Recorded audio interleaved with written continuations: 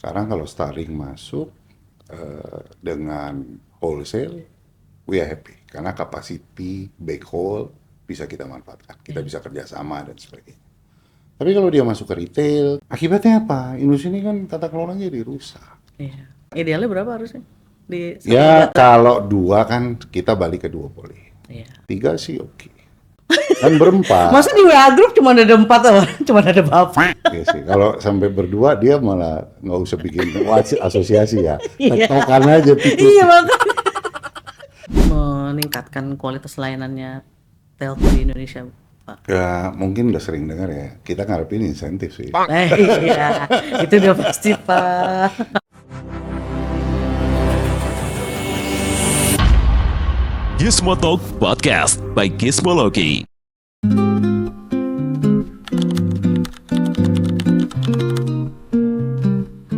Halo Gizmo friend, ketemu lagi dengan aku Sari. Kali ini kita di episode Gizmo Talk akan berbincang-bincang tentang tren telekomunikasi di Indonesia, terutama saat ini ya gitu. Nah, kali ini kita menyambangi salah satu petinggi ATSI, Asosiasi Telekomunikasi seluruh Indonesia, di kantor Excel. Kenapa di kantor Excel? Karena narsum kita ini adalah salah satu petinggi di Excel Axiata. Nah, please give a warm applause untuk Pak Marwan Basir. Terima kasih. Halo Pak Marwan. Halo Sari. Jadi gini Pak, sekarang kan kita ngomongin telco ya Pak ya. Tapi yang kita tahu kan nggak semua orang punya background telekomunikasi, apalagi sejak dulu telekomunikasi seluler tuh dari 90-an ya Pak ya gitu loh. Nah, gimana sih ceritanya Pak Marwan bisa masuk ke ranah telekomunikasi teknologi ini Pak? Oke, sebenarnya saya memang sarjana teknik ya, sarjana teknik. Saya sarjana dual ya, sarjana teknik dan sarjana hukum. Tahun 93 saya punya kesempatan setelah dari oil and gas pindah ke awalnya dari oil and gas saya kerjanya di sistem pengaturan, kemudian masuk ke Satelindo saat itu salah satu perusahaan telekomunikasi swasta setelah dibukanya liberalisasi di telekomunikasi. Nah, kesempatan itu sampai sekarang. Akhirnya saya berada di industri telekomunikasi. Kalau ngomong ketertarikan awal sih pengennya di oil and gas, karena keluarga saya banyaknya di oil and gas kan. Kecuali bapak saya, dia di pengadilan ya, karena dia hakim. Hukum. Jadi, dan itu yang menyebabkan saya sampai sekarang lah berada di industri telekomunikasi. Tapi dulu awalnya nggak mengira ya, maksudnya bakal masuk ke dunia teknologi, dunia seperti ini. Nggak mengira sih, karena hanya tertarik di teknologinya gitu ya, karena saya dulu di NOC, di NOC. Tapi belakangan Civera tuh yang ngajak saya untuk Civera lebih maju ke bidang lainnya ya. Jadi dari technical masuk ke roaming, ke interkoneksi, ke regulasi, sampai akhirnya sekarang lah legal segala itu bagian yang menjadi bagian saya termasuk korkop. Iya, Civera emang orangnya Guru sangat saya. guru semua orang. Guru. Buat yang nggak tahu, Civera tuh mantan menteri Kominfo dulu, Rudiantara itu Civera. Nah, dulu berarti masuk ke Excel Axiata tuh sekitar 93 ya Pak ya? Saya Excel Axiata itu 96. 96 ya? 96 tapi 93 itu udah Satelindo kan ya? Satelindo 93, Satelindo sampai 96, kemudian 96 masuk ke Excel. Saya 2005 keluar dulu ya. Jadi 2 kali nih di Excel. Keluar, saya sempat masuk ke grup konstruksi telekomunikasi ya. Kemudian saya ke luar negeri, ke Papua Nugini, ke Bakri Telekom ya, kalau ingat Bakri Telekom Asia dulu. Nah, suruh balik lagi ke Excel. Jadi suruh pulang kampung lah, pulang ke rumah lah kalau istilahnya. Setelah sekolah 7 tahun 2005 sampai 2012 balik lagi ke Excel sampai sekarang. Asia tuh yang nyebut-nyebut Asia Hidayah nih. Asia Hidayah mana Al-Quran dengan tajwid warna. Tapi Pak, waktu tahun 93 itu 90-an lah ya, itu kan baru-barunya telco muncul ya gitu, jadi tren gitu. Gimana sih Pak, bisa ceritain nggak sih Pak dulu kondisinya itu seperti apa gitu? Dulu itu kita belum ada GSM saat itu, jadi masih menggunakan apa ya, first G, first G lah ya. Iya, generasi First G, pertama bukan lah, generasi Telkom. pertamanya telekomunikasi itu AMPS ya kan. Saat itu ada Mobicel, ada sekarang terus jadi Mobile 8 ya, ada Metrocell dan sebagainya itu, Telesera dan sebagainya. Nah, Komselindo waktu itu. Komselindo. Nah, itu tahun-tahun 93. 93 masuklah JSM pertama, Satelindo. Kemudian 95 masuk Telkomsel, 96 masuk XL. Jadi ada 3 operator GSM. Saat itu boleh dibilang aim kita kan waktu first G itu harga mobile phone mahal banget ya. Sampai 36 juta, 40 juta ya kan. Jangan kan handphone, SIM card aja. SIM cardnya susah. Saat itu belum ada SIM card tuh. Baru 93, 94 ya Satelindo launching. Kemudian kita punya goal bagaimana handphone itu bisa dirasakan semua kalangan. Jadi kalau kita lihat undang-undang dasar kita, komunikasi itu menjadi hak semua orang. Ya sampai sekarang lah ya. Boleh bilang udah merata ke semua daerah, semua pelosok orang mencari handphone. Dan cita-cita saat itu memang bagaimana harga handphone turun. Nah, mulai itu 94 itu saya kalau nggak salah harga handphone udah 4,5 juta, 5 juta ya kan saat itu ya. Itu kenapa Karena dibuka oleh pemerintah, infrastruktur swasta masuk, bukan hanya BUMN, swasta masuk, gitu kan. Swasta masuk, ada Satelindo, ada Telkomsel, ada XL. Baru belakangan terjadi duopoli di mana dipisahkan kan antara kepemilikan Indosat dan kepemilikan Telkom Group. Dan mulailah banyak tuh, ada AM3, ada Axis, ada Hutch, ada siapa lagi, ada Sampurna Telekom, kemudian ada Asia, ada semua masuk, ada Mobile 8, kemudian karena pemainnya banyak, jadi banyak, makin 11 pemain makin ya, terjangkau ya Pak. Makin terjangkau. Orang hanya untuk beli kartu dipisahkan antara kartu dan handphone. Karena tahun 93 itu semua dijadiin satu kan. Sekarang kan pisahkan kan. Berarti dulu pakai MPS tuh alatnya pakai apa Pak? AMPS itu komunikasinya pakai handphone besar itu yang segede-gede. Yang Ericsson tebel itu kan? Dancall segala kan, Alcatel waktu itu kan.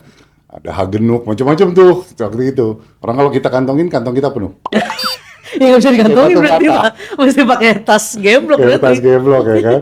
Karena kayak udah batu bata tuh gede-gede. Barulah 95 lahir handphone kecil ya kan. 2G lah masuk ya. 2G masuk 2000-an. Dulu waktu generasi pertama handphone Pak Marwan apa? 2G saya itu, saya belum pakai handphone waktu itu. Saya pakai handphone tuh pertama Hagenuk Siemens tahun 94 tuh. Hagenuk nih kayaknya baru. Hagenuk tuh Jerman punya. Gede batu bata lah. Pokoknya gede batu bata, ya kan? Iya. Kalau istilah Kayak saya Ericsson zaman awal-awal lah ya yang ditemukan pertama berat kali. banget handphonenya itu bisa hampir sekilogram kali beratnya.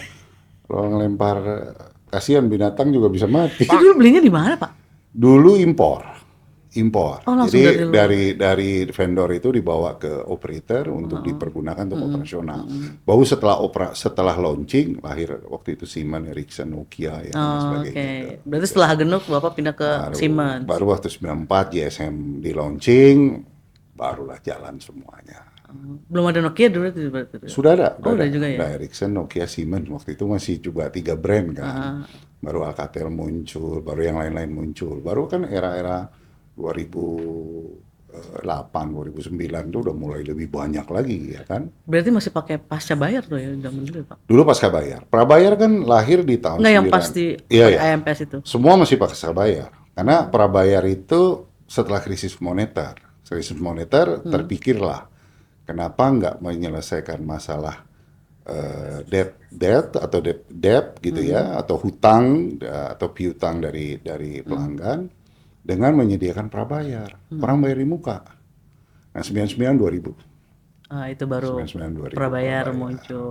Lahirlah itu yang namanya Simpati, kemudian Excel prabayar, kemudian AM3 dan sebagainya. Itu Tapi zaman-zaman awal tagihannya berapa Pak? wah, kita luar biasa saat itu, tagihan tuh bisa sampai 3 juta, 4 juta ya kan. Itu udah gede banget itu Pak, 3 Tapi juta. kan ditanggung perusahaan saat itu Oh kan. iya. Ya, tapi setelah prabayar lahir kan alhamdulillah cost operasionalnya juga turun kan, Iya, ya betul. kan. Oke. Apalagi setelah 4G makin turun lagi karena orang teleponnya juga menggunakan IP kan, ya kan. Berarti udah paling murah nih Pak ya, pulsa Sih kita. sekarang sih udah paling murah ya. Udah paling murah di Udah Indonesia. paling murah Indonesia. Ada lebih murah lagi nggak sih punya negara berapa? mana gitu Pak? Kenapa? Negara mana gitu yang paling murah lagi gitu selain kita? Saya nggak ada sih kalau saya bilang. Saya Indonesia udah paling iya murah paling murah ya. Kalau kita keluar negeri itu beli 5 giga aja udah berapa? Sekarang 1 giga kan internasional 65 sen. Indonesia yieldnya 4.500. Iya, betul. Murah banget udah. Berapa sen tuh? Nggak sampai 30 sen dolar Iya. per giga. Iya kan? Udah murah banget lah kalau sekarang sih. Ya. Berarti udah dari masa jabatan 30 tahun lebih berarti Pak ya, hampir Saya 30 tahun. 40 ya. Hampir 30 tahun. Nah itu ATSI-nya itu terbentuknya ASI terbentuk Juni 96. oh 9. 3 orang pemerakarsanya itu zaman itu Bu Kus, Agus Mariati. Bu Kus Mariati, Pak saya lupa nih Pak yang dari Indosat ini satu, kemudian satu lagi Civera. Setio. Wah, bukan. Dulu yang pertama kali di Pak Parapak, sorry. Pak Parapak, Civera A, Pak Mulia Tambunan, itu orang-orang Pendirinya. yang pendiri. Oh, sehat-sehat, Bukus dan Iya, sehat-sehat. Buku sampai sekarang masih sehat, ya, masih Masih- aktif. masih aktif Jelas, itu dia. ya, iya. Ya, Pak Joni juga pendiri itu, salah oh Pak Joni satu, juga Joni berdiri. Swandisa. Oh, Ya. Berarti banyak dari itu ya. Banyak dari Telindro ya. kalangan Telkom, Oh, Indosat, ya kan, Iya. Excel, itu pendirinya. Saya bagian bawa aktenya, ada RT. Betul. Iya, sebenarnya karena juga. Saya keliling-keliling, bagi legal ya, Pak, ya? keliling-keliling, tanda tangan sana, tanda tangan sini. Jadi ya sampai sekarang ya, 96 ya. 96 sampai sekarang, udah berapa tahun? 27, 28 tahun. Yang paling ada kebijakan nggak sih dari ATSI itu yang paling yang paling ngena banget gitu, yang paling berpengaruh banget gitu untuk industri telco di Saat kita walaupun kemudian jadi rame ya, Ah. saat menginterkoneksikan SMS. Oh, oke. Antar operator. Karena waktu itu semua orang harus punya kartu masing-masing kan. Iya. Semua mau beli kartu ini, semua orang punya handphone Iya, sampai tapi SMS-nya kan Tapi cuma ke SMS-nya sesama bisa jalan operator, kan. Hanya sesama antar operator, intra operator. Intra. Nah, 2002 saya lupa 2002 atau 2003. Interkoneksi terjadi, antar operatornya jalan. Itu menyambung semua Indonesia, nggak peduli kartunya apapun, SMS-nya tersambung, ya kan. Walaupun belakangan kan jadi sender keep all itu menjadi temuan KPPU kan.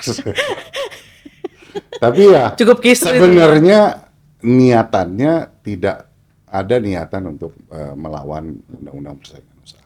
Niatannya murni untuk menyediakan layanan ke masyarakat. Nah, kalau sekarang kira-kira ada nggak programnya ATSI itu yang intinya meningkatkan kualitas layanannya telco di Indonesia, Pak? Ya, mungkin udah sering dengar ya, kita ngarepin insentif sih. Iya, itu udah pasti, Pak. Iya kan, kalau itu udah pasti kan, insentif yang kita Tapi kan kejar. kalau soal duit biasanya pada budek, Pak. Nah, itu dia masalahnya kan. Karena gini, Sari, kita nggak pernah kirimkan selama berdirinya sih, kita nggak pernah kirimkan surat khusus mengenai permintaan insentif. Jadi sejak 96 sampai 2023 boleh dibilang 27 tahun dan itu pertama kali ya karena kita melihat industri motor listrik, industri betul. mobil listrik yang baru sudah dapat insentif. Ini yang 27 tahun ya kalau boleh disampaikan terbuka gitu ke masyarakat sudah berkarya untuk negeri ya berkarya dari mulai lahirnya 2G Iya, sampai ke sekarang 5G, ya kan? Dan dari yang namanya tidak terkoneksi sampai terkoneksi, sampai boleh dibilang 24 jam connected. Ya nggak? Semua orang connected. Jadi bukan hanya simbolnya Nokia dulu, Iya. ya kan?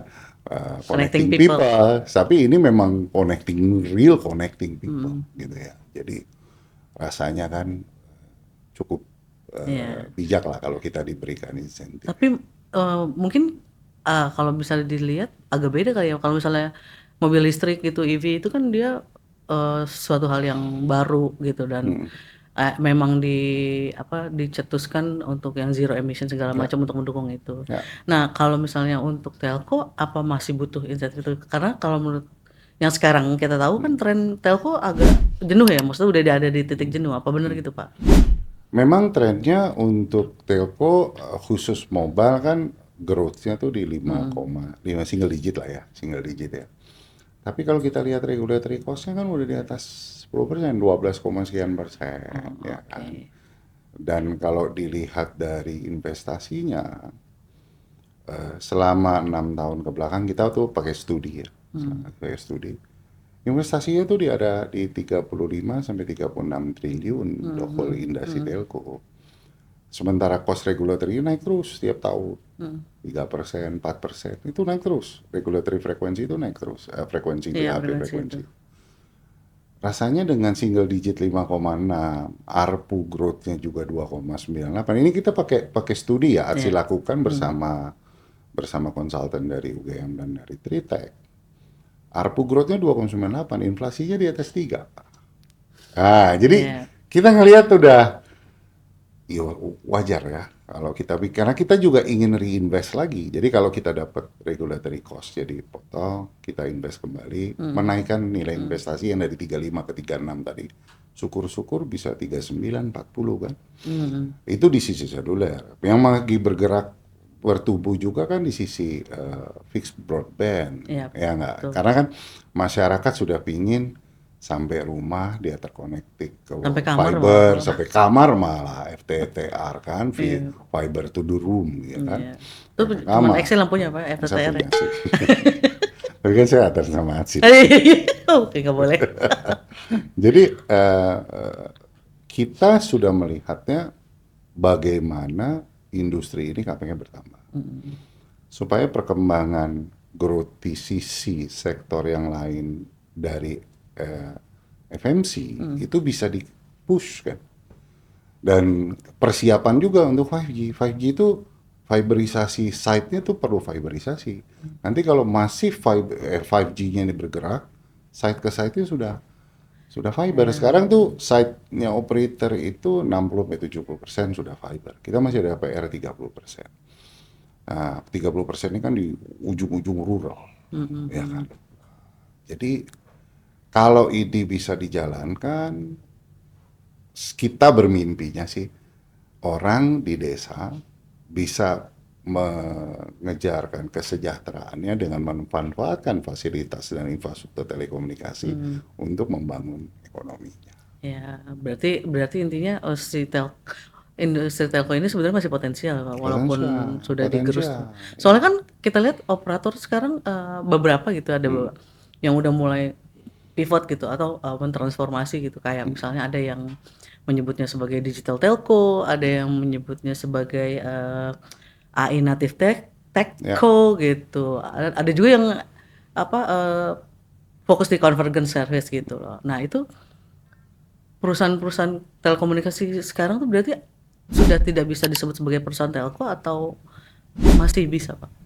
Mereka harus mengadopsi teknologi-teknologi untuk kepentingan mengoperasikan telco-nya. Mereka bisa menamakan dirinya tekno, ya kan ada AI, Ya, apapun itu ya. iya, apapun itu, tapi intinya kan mereka juga AI, mereka dia absorb gitu ya untuk kepentingan data analitik, untuk kepentingan learning, untuk kepentingan operasional, ya kan, untuk kepentingan marketing, commerce dan sebagainya. Mereka juga menggunakan teknologi cloud, mereka menggunakan teknologi macam-macam kan. Ini yang diabsorb supaya cost operasionalnya murah. Kan itu intinya bagaimana mendapatkan cost yang murah sehingga marginnya juga makin membaik, ya kan. Nah, kalau ditanya memang apakah ini perkembangan dunia juga kita juga belajar dari best practice yang ada di dunia, misalnya di India, di Cina, di Eropa, di US, ya kan. Apa nih yang mereka lakukan untuk menurunkan cost operasional, ya kan. Nah, karena juga cost per giganya juga dihitung. Setiap operator pasti menghitung cost per giga, margin per giga, yield, semua akan dihitung ya. Sehingga teknologi ini mereka coba absorb, ya, mereka coba adopsi gitu ya. Bagaimana memanfaatkan di sisi operasional, di learning, di semua tadi yang saya sampaikan. Gitu.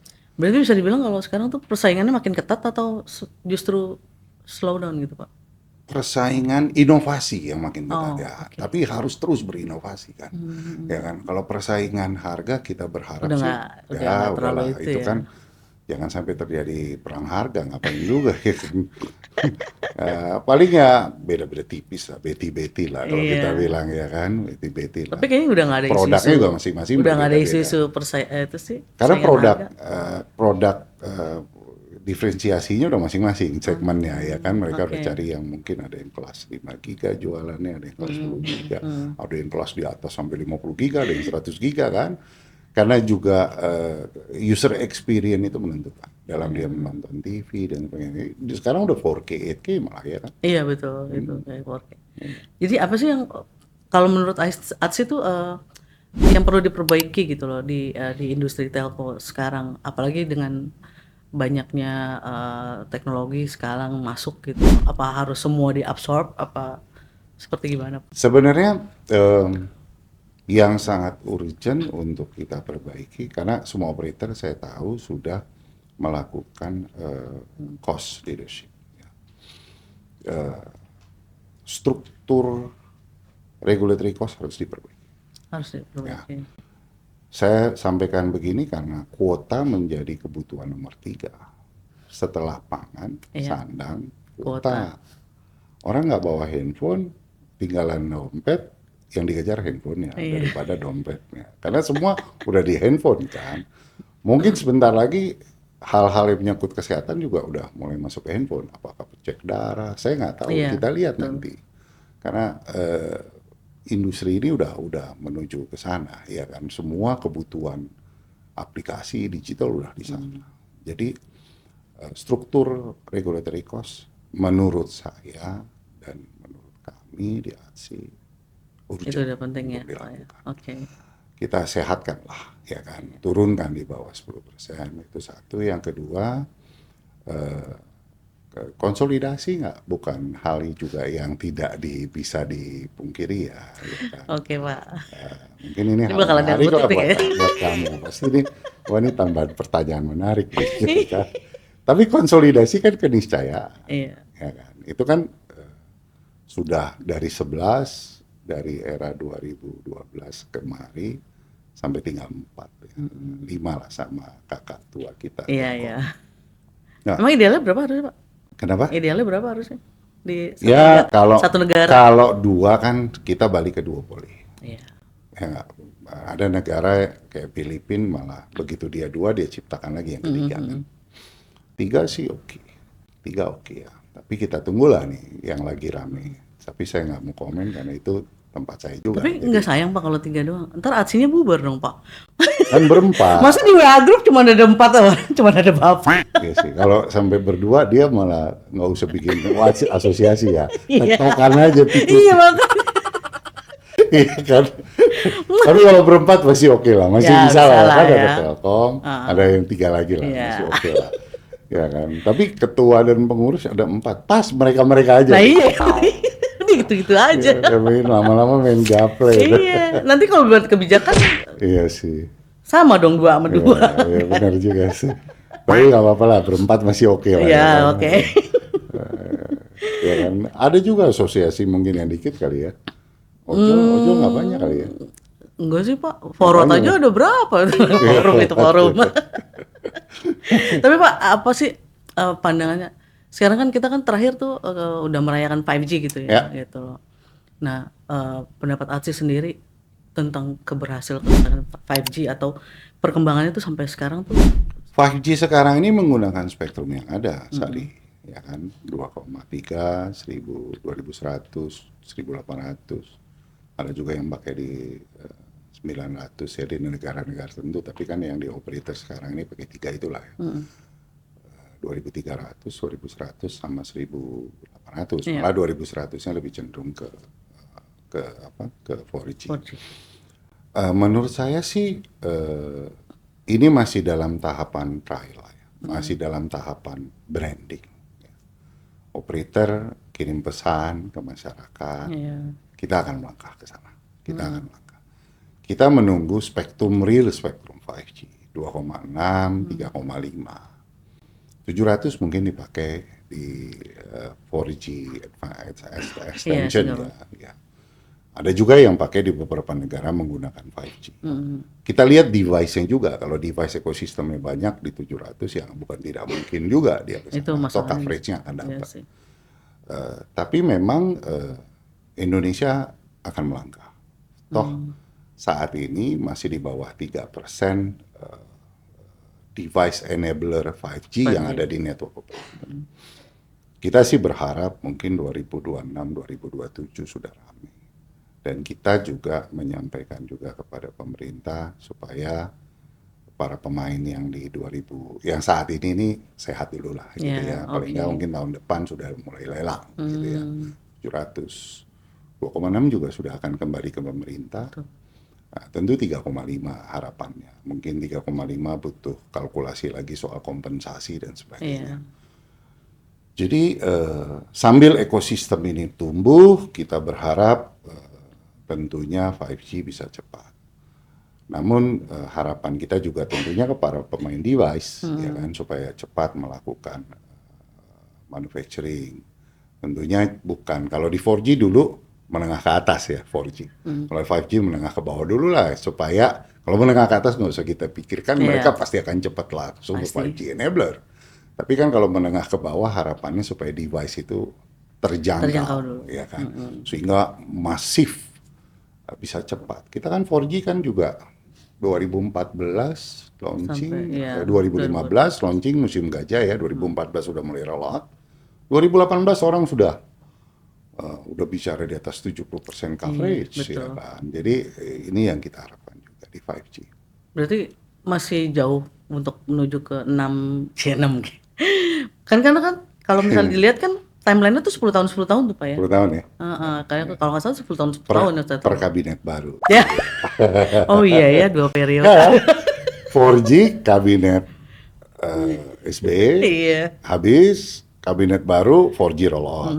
Sekarang mau 5G kabinet baru lagi. 6G mungkin kabinet baru lagi. Tapi dari ATSI ada strateginya Pak, maksudnya udah menyusun strategi untuk sampai untuk bisa menyukseskan 5G. Kita ada working group 5G dan teman-teman tim di ATSI kerjasama bersama Kominfo, bersama GSMA, bersama para vendor teknologi, mitra teknologi, duduk bersama membicarakan itu dan testing terus berjalan, pengembangan terus berjalan. Ya kan termasuk spektrum-spektrum dilakukan testing ya kan supaya ini saat nanti ready udah nggak ada persoalan lagi ya jadi semua terus dilakukan kok dijalanin kok. Oke. Kalau berarti kedepannya insya Allah bisa itulah terus 5G itu bisa merata gitu ya Pak. Mudah-mudahan merata ya kayak 5G, kayak 4G. Kayak 4G. Ya kita juga nggak salah. Ya nggak butuh 10 tahun lah Pak. Ya mudah-mudahan nggak 10 tahun. Tapi kan juga nggak kalah penting bagaimana kita melakukan shutdown 2G ya kan? Supaya nggak terus masih ada masyarakat yang menggunakan 2G. Kita berharap insentif juga nih di sini supaya migrasi dia ke 4G pemerintah tidak lagi melakukan atau OEM atau kita bilang vendor device itu tidak lagi impor atau kirim lagi atau memproduksi lagi yang 2G. Jadi 2G shutdown juga penting. Beberapa negara sudah menyatakan 2025. Ada datanya nggak sih Pak Atsi sekarang 2G itu udah masih berapa? Jepang sama masih ada sekitar 7-8% ya. Di Indonesia? Di Indonesia. Sekitar 20 lebih. Lumayan lah itu masih 20-an juta. Masih lumayan 20 juta lebih yang device 20-30 juta. Kendalanya di mana Pak untuk mereka nggak mau pindah dari 2G gitu? Mungkin masyarakat masih nyaman ya kan karena juga masih ada layanannya. Tapi kalau layanannya kita shutdown, bener-bener mau dipaksa lah ditinggal, istilahnya gitu ya. Sekarang kan 4G udah murah ya. Iya.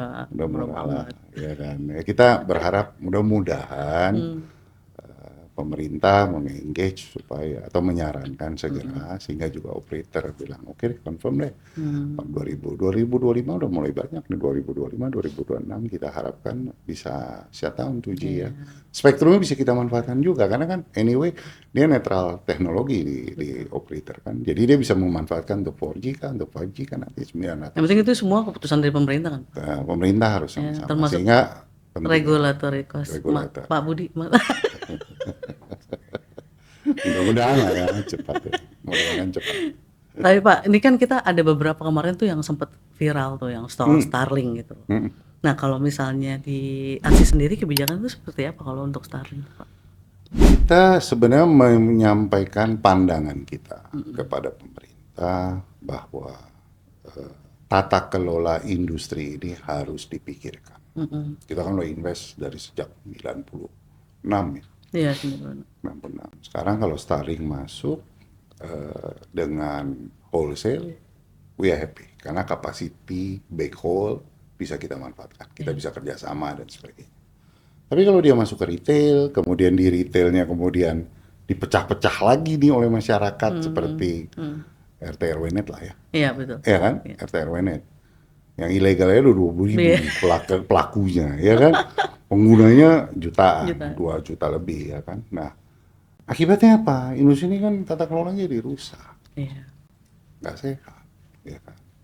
Jadi kita berharap Seolah-olah ada yang di anak emas kan kemudian masuk gitu ya, Pak. dia dikasih karpet Iya. merah, ya kan? Dia anak emaskan, dia masuk ke retail. Malah kemarin tuh sempat diturunin lagi ya harga langganannya kan? Dari 5,9 ke 3,9 gitu loh. Jadi kita berharap ya pemerintah memikirkan tata kelola industri ini Lebih ke supaya tata kelola. lebih indah. Kalau misalnya dibagi-bagi, Bukan tidak memperbolehkan masuk ya, Iya. bukan. Kita bilang wholesale aja, jual backhaul kita bantu, kita bareng-bareng kerjasama, ya kan? lebih ke B2B lah mereka Itu gitu ya. bilang. Jangan Kalau misal pembagian lebih ke dia mereka ke 3T gitu, itu enggak gitu juga ya, Pak? Ketiga T sebagai backhaul atau sebagai retail. Kalau sebagai backhaul kan retailnya juga menggunakan mobile. Oh, iya. Iya kan, sudah ada layanan kita kan. Kita udah roll out 3.435 non 3T, Bakti sudah roll out 5.100 lebih, ditambah 1.700 awal USO. Hampir 10.000 lebih kan. Sudah. Nggak mungkin kita membiarkan industri ini. Ya kalau dibilang sudah nggak butuh BTS ya gimana ya, kita juga bingung ya. Nggak mau pakai handphone gitu. Balik ke awal, Pak. Iya. Ini ada pertanyaan dari teman saya Faujan. Ah, Kalau misalnya operator cuman 3, berarti satu lagi yang hilang siapa, Pak? itu tunggu aja ya, saya nggak bisa jawab, biarkan operator itu nanti yang menjawab lah ya. Kan Marwan sebagai ACI ya, Oh iya. Tunggu ya gitu. tunggu hujan. Berarti besok kita wawancara Pak Marwan sebagai Excel ya. Gitu ya. Pak, dari bertahun-tahun itu di industri telco, ada nggak sih masanya tuh yang telco tuh lagi hype banget gitu? Itu tahun berapa dan lagi bergairah banget gitu loh? Waktu dari 3G masuk ke 4G, itu saya melihat satu quantum leap ya, kalau boleh saya gunakan Indikatornya istilah itu. kayak gini. 3G kan boleh dibilang kita kalau ngomong speed tersendat-sendat, Ya, betul. buffering dan sebagainya ya. Nah begitu dia masuk ke 4G, ya kan, masuk ke 4G, orang nonton YouTube, orang nonton Netflix, orang kemudian di saat pandemi, ya orang nggak khawatir kan, dia tidak terkoneksikan, semua orang terkoneksikan. Malah PR kita kan di 3T dan 3T saat itu ya, di waktu pandemi 2020 sampai 2023 ya. Hype yang luar biasa itu kita rasakan 2015, 16, 17, 18, 19, 20, 21 sampai 2023 ya. Itu luar biasa. Kita bisa keluar dari pandemi, kita bisa keluar dengan situasi yang indah. Bener-bener berasa manfaatnya telco tuh Bang. Merasa betul. Dan teman-teman bekerja di operasional, di engineering, di network, hampir semua operator saya tahu tuh sampai subuh-subuh. Sampai subuh, betul. Karena saya pernah diajak meeting sama mereka tuh, Ya, kalender saya tuh sampai sudah nggak bisa saya pilih. Semua orang nge-tag kalender, mereka kirim aja, berarti kalender itu hilang. Terus mereka kontak ke sekretaris saya supaya dapat lagi. Dan itu saya duduk di ruang tamu saat itu, kita kerja udah siang malam sampai nggak kena waktu ya. Dan itu semua operator ngalamin. Jadi sampai ke manajemen level dan kita melihat Sabtu Minggu juga bahkan ya. Jadi saya melihat itu luar biasa. Iya. Luar biasa. Berarti Luar biasa. kalau bisa dipilih gitu ya Pak ya, menteri yang paling Kominfo lah istilahnya ya, yang paling memperhatikan industri telco banget tuh. Semua punya eranya masing-masing. Jangan dibandingkan. Semua punya eranya masing-masing, baik Chief RA, Pak Joni gitu ya, Pak Budi, itu punya era fokus areanya masing-masing. Kalau Pak Rudi kan mulai dari USO, registrasi, ya kan, menyiapkan semua plan palaparing dan sebagainya. Pak Joni menyiapkan 3T, non 3T dan sebagainya ya. Jadi saya nggak bisa dibandingkan semua. Pak Budi juga menyiapkan judi online dan sebagainya. Dia fokus areanya beda-beda. Jadi semua punya strength masing-masing. Jadi saya nggak, kalau di telco itu kita ada istilah juga satu musuh kebanyakan, 1000 teman kurang. Jadi kita nggak mau menciptakan musuh-musuh untuk dibandingkan. Ini jawaban si level emang begini. Terakhir Pak, Yes. mau pergantian kabinet nih. Nah. Kira-kira kalau Menteri Kominfo-nya tuh harusnya dari pengusaha, dari industrinya pelaku industri telco gitu ya, atau ada saran lainnya? Kita mengikut aja dengan Presiden terpilih Pak Prabowo. Ya. Yang terpenting adalah fokus area yang harus dibenahi. Menurut kami ada beberapa sih aspek yang memang masih harus ditingkatkan. Ya. Seperti? Satu tadi saya udah cerita regulatory regulatory cost, cost. Yang kedua lelang spektrum. Ya kan? Yang ketiga kita perlu membangun fiberisasi agar 5G kita betul-betul siap, jangan sampai nanti 5G serasa 4G gitu ya. Fiberisasi harus penting. FMC, fiber Fixed mobile convergence perlu kita dorong. Ya. Beberapa regulasi yang sinkronisasi. Jangan lupa, misal salah satunya privacy, pengelolaan data, AI etik, ya kan? AI etik juga perlu kita perdalam lagi, ya kan? Jangan sampai disalahgunakan AI itu. Ya. Kemudian penyihatan industri, ya kan? Penyihatan kayak terjadinya RT/RW-net, Starlink, tata kelola itu harus kita pikirkan. eSIM. Oh, eSIM. Ya kan, mau itu kan Ya, satu teknologi yang juga harus kita pikirkan. Itu akan menyebabkan industri tata niaganya juga mungkin berubah. Ya kan. Selain digital aplikasi. Nah, harapan kita tentunya lakukan fair share dengan OTT. Itu juga menjadi satu fokus. Mengajak stakeholder untuk diskusi semua bersama-sama. Itu penting sih. Nggak cuma nasi, ada Mastel, ada Abjatel, ada Abji, ada Askalsi, ada ISDC, ya kan, ASD, Indonesia Service Dialog Council, ada Kadin, ada semua pihak diajak ngobrol, kita support siapapun menterinya, mudah-mudahan hal itu teradres, gitu ya. Satu lagi literasi digital. Literasi digital itu udah harus, itu wajib. Harus kan. Terus jangan lupa Gizmologi ini kan bidangnya di device. Device-nya juga diajak diskusi lah gitu ya, supaya intinya komunikasi lah ya komunikasi, Pak. Oke. Siap kalau begitu. Terima kasih Pak Maurwan atas sama-sama waktunya yang di tengah kesibukan yang super ketat ya. Amin. Terima kasih juga buat teman-teman di Excel yang sudah mau ditumpangin sama kita. Sekian podcast kita kali ini. Jangan lupa like dan subscribe. tulis komen kalau misalnya mau wawancara siapa lagi kira-kira kritik dan sarannya. Jadi sampai jumpa di Gizmo Talk berikutnya. Thank you. Thank you semua, thank you Pak Sari.